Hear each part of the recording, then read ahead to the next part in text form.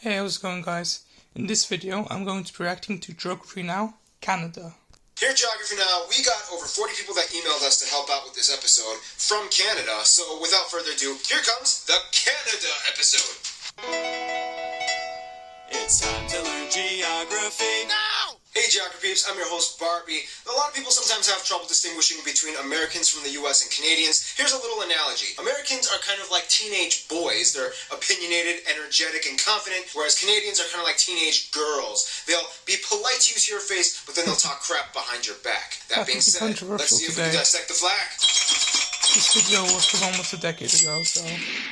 The flag consists of a red field with a white square in the middle. In the middle of the entire flag lies a single 11-pointed red maple leaf. Red symbolizes the sacrifice during both world wars, and the white symbolizes the peace, tranquility, and neutrality of the country. The maple leaf has historically been a symbol of Canada for centuries, even during British rule. Some Canadians will tell you the 11 points symbolize the provinces, and the last one being for the territories, but that's not really true. That's just kind of how the leaf looks. Also, keep in mind, Quebec would much rather fly this flag instead of the maple leaf, but we'll discuss more about that in...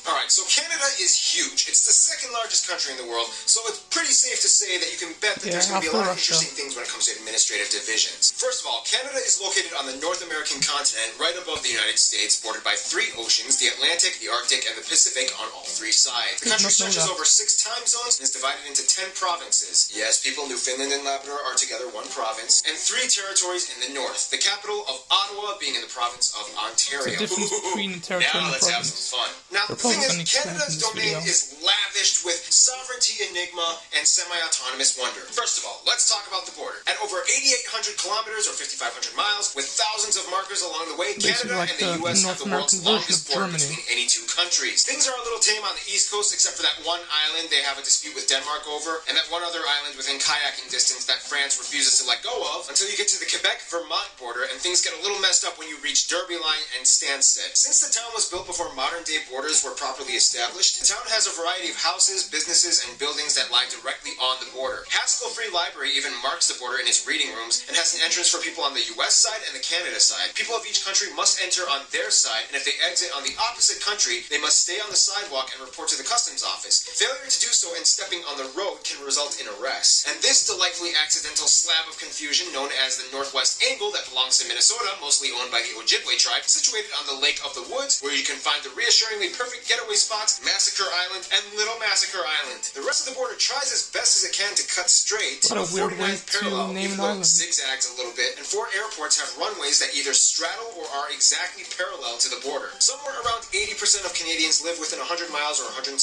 kilometers to the border of the US, and the further north you go, things just get a little kind of fuzzy and neglected. They still have a little bit of trouble integrating the rest of the land the further up you go. There are only 2 main highways that lead to the Yukon and Northwest Territories from the south, whereas there are virtually no roads leading to any of the provinces or territories into none of it. The only way to get into none of it is to either fly or take a boat. I mean, technically you could walk across the border, but that would suck. Speaking of none of it, Canada has the most northerly inhabited place in the world. Alert Canada, a perpetually icy, frozen, desolate settlement typically operated by as few as 5 people year-round, functioning as both as a militaristic station and a seasonal research facility. Wow, now, the one thing you have to know about Canada's administrative divisions is that it all kind of constitutionally fits together until you get to Quebec. Although Quebec is still considered a province of Canada, they've made it very clear in the past that they have a strong sense of Quebecois nationalism that many even take to the separatist extreme. Nonetheless, many of Canada's divisions and functions are heavily influenced by the landscape, such we will discuss in... Okay, so once again, Canada is huge and often referred to as the Great White North. However, not all of Canada is a chilly Arctic tundra. First of all, Canada's physical features are built with a strange yet complementary mix of geological and meteorological... Yes, that's a word. Meteorological facets. Looking at Canada, one of the most notable features that sticks out would have to probably be the Hudson Bay, the second largest bay in the world after the Bay of Bengal, and the largest bay that freezes over in winter. This bay provides a drainage basin that hydrates about half of the entire country and a little bit of the northwest of the US. The strange thing is that the Hudson Bay actually sits on a gravitational anomaly in which gravity here is actually a little bit lower than the rest of the planet's average. It has to do with some kind of sciencey reason about ground convection and ice melt rebound, yada yada yada. Hey guys, want to lose some weight? Try the new workout and diet trend, Hudson 90X. Our diet and workout plan includes going to the Hudson Bay. No, but seriously, almost nobody lives along the Hudson Bay. It's almost impossible to build roads with the rugged, splotchy rock landscape with too many ponds and lakes getting in the way for any straight highway to be built. Speaking of which, at around 2 to 3 million, it's actually speculated that around 60% of all the world's lakes and about 30% of all the world's fresh water can be found in Canada. Tap Yeah, I water heard can actually that have better Canada quality has than more bottled lakes water in than the rest of the Canada. This world has to do combined. largely with the domineering, freckly crevice zone that takes up about half of the entire country, the Canadian Shield. The Canadian Shield is a wide plateau of exposed Precambrian igneous rock that harbors little soil and vegetation, but offers a glory field of mining. Canada has some of the world's richest deposits of metal ores like nickel, gold, silver, and copper. 2/3 of all the cesium in the world comes from one mine in Manitoba, Burnick Lake. Fun little side note, Canada has the world's largest third-order lake island. That's an island in a lake on an island in a lake on an island. Located on Victoria Island, this little squiggly Can get 4-acre confusing rock was after a while. discovered by map nerds who scrolled Google Maps just a couple of years ago. The island has no name and has most likely never had anyone step foot on it. I mean, I'll do it if nobody else will, but I might need a corporate sponsorship. I'm looking at you, Aunt Jemima. Canada also has 2 of the top 10 But largest doesn't impact exist craters on anymore. Earth. Sudbury Crater in Ontario and Manicouagan in Quebec with its almost perfectly circular imprint flooded and now a reservoir that you can see from space. Okay, there's a lot more in this section, so I'm just going to kind of rapid fire throughout all the rest of the facts. About 40% of the country is covered in forests, and about 1/10 of the world's forests are in Canada. Over 60% of the world's polar bears live in Canada. The Bay of Fundy has the world's highest tidal range, with the highest point being over 16 meters. Niagara Falls looks cool. Mount Thor has the world's highest vertical drop. Quebec alone supplies about 70% of the world's maple syrup, and they actually have a maple syrup reserve with over 222,000 barrels of maple syrup. Prince Edward Island has a weird natural phenomena in which the sands on the beach make this weird squeaking noise when you step on it. Here's some footage.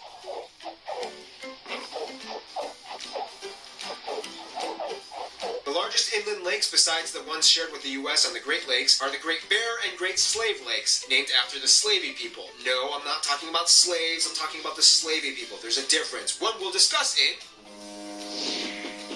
Sounds an awful lot like the Slavic people. Canada is one of those places where everybody kind of fits in, but there's always a little bit of gossip going around every corner. First of all, Canada has about 35 million people, making it one of the least densely populated places on Earth, about 3/4 of whom identify as white. Asians make up about 14%. Natives and Aboriginal peoples make up a surprising 5%. Blacks at 3%, Latinos at 2%, and the rest are just kind of everything else. Now, again, Canada's population takes another turn because in addition to ethnicity, Canada also has linguistic groups. About 1 out of every 3 Canadians either speaks French fluently or understands enough to get by. The whole Quebec thing kind of plays a paramount role in Canada's societal operations. They kind of have to work really hard to make sure that this one province cooperates. Also, keep in mind, Quebec isn't the only place in Canada where French is spoken. Communities in Ontario, Manitoba, and especially the Maritime Province like Newfoundland, New Brunswick, and Nova Scotia have huge communities of French speakers. The difference, though, is that these French speakers have an even deeper level of segregated culture. Many people in the Maritime Provinces have a unique Acadian French culture that differs from Quebec.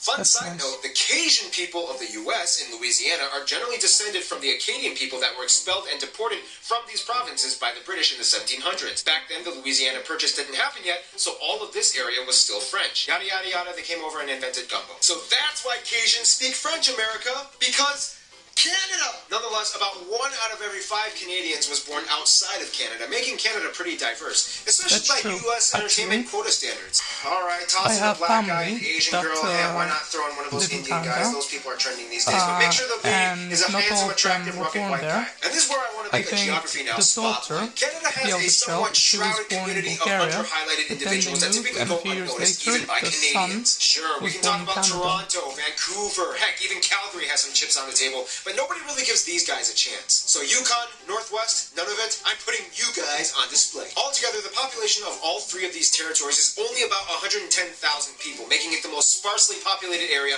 of all of Canada. First of all, Indigenous peoples of Canada number about 850,000 and altogether have about 630 reservations speckled throughout the entire country. The largest reserves are located in these territories. Indigenous people in Canada are generally categorized into 3 separate groups. The First Nations, the Métis, and the Inuit. The Métis are mixed-race indigenous, the First Nations are generally southern tribes that typically live in forested areas, and the Inuit are straight-up Arctic folk. Here's how you can kind of distinguish the 3 territories. Yukon is predominantly white, the Northwestern Territories has a lot of First Nation tribes, like the Slavey people who can be found close to the Great Slave Lake, although many of them prefer to be called the Dene. Cool side note, the Navajo tribe in the U.S. to some extent trace their heritage to these people. See how everything is connected, people? Finally, we reach none of it, which is almost exclusively Inuit. Inuit. The Northwest Territories and Nunavut actually used to be part of the same territory, but then in 1999, Nunavut was like, I ain't having none of it, and became its own thing. No, but seriously, Inuit culture is one of the most underrated and culturally fascinating things you'll ever encounter. They speak Inuktitut, a cousin of the Greenlandic language. They can pretty much understand each other, and they have their own written script that you can find on street signs and traffic posts. They have a long history of vibrant traditions, rituals, games, music, and even cuisine. If you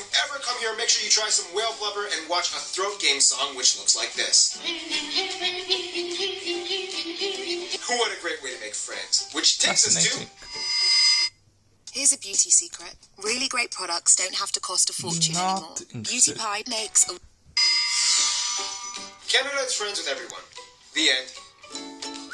Nah, okay, let's elaborate just a little bit more. Okay, so Canada does kind of typically maintain a foreign policy that does encourage diplomacy outreach to pretty much every country that they can grab at. Heck, they even had good ties with Cuba after the U.S. put an embargo on them. Nonetheless, Canada's relations kind of typically shadow those of the U.S. Allies with the same allies and opponents with the same opponents. I mean, have you seen the movie Argo? First of all, Canada is not only part of the Commonwealth, but the Commonwealth realm. Yes, there's a difference. So in general, they pretty much get along with everything that was once part of the British Empire. Then you get the Francophone countries that also gel well with Canada as well. The funny thing is, although the U.S. complains about the immigration procedures of Mexicans into the U.S., Canada is actually trying to coerce and entice Mexicans to come in. With its low birth rate and a need for a bigger workforce to assist the aging population, Canada has relaxed its immigration and visa policies in order to gain skilled workers, and specifically from the Central American regions. Flyers and advertisements are spread all over Mexico, encouraging them to move in. Of course, when it comes to those closest to them, Canada does have their top pick, the United States. Some say Canada is like the little brother of the U.S., some say it's like the best friend, but in all honesty, Canada and the US are kind of like teenage high school sweethearts. Canadians and Americans have been there for each other since day one. The US is the largest export and business partner of Canada and shares the closest diplomatic ties both nationalistically and militaristically. The difference between Canadians and Americans, though, is that Americans gained their independence by force, whereas Canadians by diplomacy. American immigration policy is like a melting pot where people are kind of expected to assimilate, whereas Canadian foreign policy is kind of like a mosaic. People are encouraged to be distinct culturally. In all honesty, though, they are kind of like a cute little teenage boyfriend-girlfriend couple. Sometimes they like to poke fun at each other, but at the end of the day, they're totally dating and they're totally making out with each other in the back of the movie theaters. In conclusion, Canada, you little sweet cheek you, I'll pick you up at 7. We're going out for some pancakes on that island, in a lake on an island, in a lake on an island. Stay tuned, Cape Verde is coming up next. Oh, I went there with my family in 2019. It was fun. Maybe that should be my next video. I'll think through. So anyway guys, that is for this video. Like I said, I have family in Canada, that's part of the reason why I picked that. Also because I just like the country. So if you like this video, then like, comment and subscribe. Bye guys.